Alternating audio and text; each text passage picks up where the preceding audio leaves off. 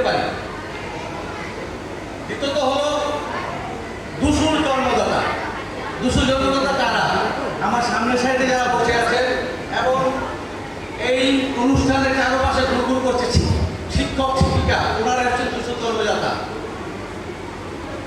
আমাদের পিতা মাতা আমাদেরকে আইন ধরে হাঁটা শেখায়, কথা বলা শেখায়, সেটাকে মার্জিত করার জন্য, সুশিক্ষিত করার জন্য দুশো জন্মদাতা হিসাবে এই শিক্ষক কিন্তু তারা আমাদেরকে শিক্ষা দেয়।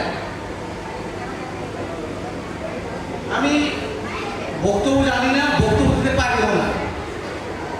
আমার মনে যা আসে সঠিক এবং মেয়ের কিছু বলার সেটাই বলার চেষ্টা করি। আমি কখনো বক্তব্য দিতে পারি না।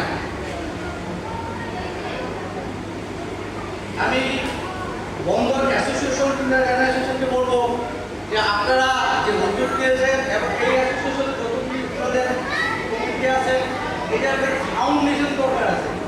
ফাউন্ডেশন ছাড়া কখনই আপার লেভেল উঠতে পারবেন না। ফাউন্ডেশনের জন্য কি লাগবে? ফাইন্যান্স লাগবে। ফাইন্যান্সের জন্য কি করতে হবে? আমাদের কিছু কিছু অভিভাবক আছে, কিছু কিছু উপদেষ্টা আছে, আমরা তাদেরকে সংগ্রহ করবো। বিশেষ আমি যতটুকু পারি আমি সংগ্রহ করে দেবো আপনাদেরকে, এবং আমি ব্যক্তিগতভাবেও সেটা করবো।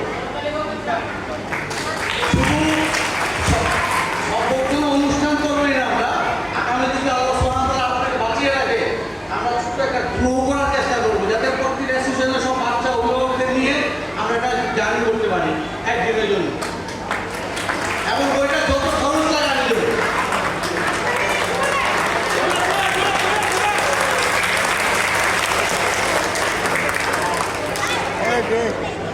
আমরা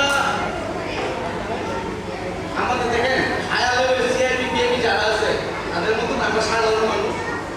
আমাদের পিতা মাতাদের কিন্তু আমরা বৃদ্ধাশ্রমে রাখি না, আমাদের পিতা মাতাকে কিন্তু আমরা নিজের বাসায় রাখি, বৃদ্ধাশ্রমে দিই না। কেন